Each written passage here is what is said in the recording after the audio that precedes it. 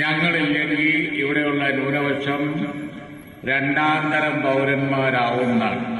ഇവിടുത്തെ ന്യൂനപക്ഷം രണ്ടാം തരം പൗരന്മാരാവുന്നു എന്ന് പറയാൻ ഇവരാരാണ് എന്നാണ് എനിക്ക് ചോദിക്കുന്നത്. കളവിനെ കൊണ്ടുവരുന്നതിന് എന്ത് അധികാരമുള്ളത്? അതിനാത്രം വലിപ്പം വർക്കുണ്ടോ?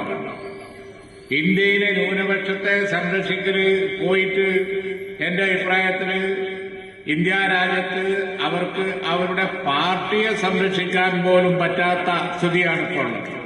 ന്യൂനപക്ഷം രണ്ടാം തരം പൗരന്മാരായി പോവും. ആരാ പറഞ്ഞത് അവരോട്?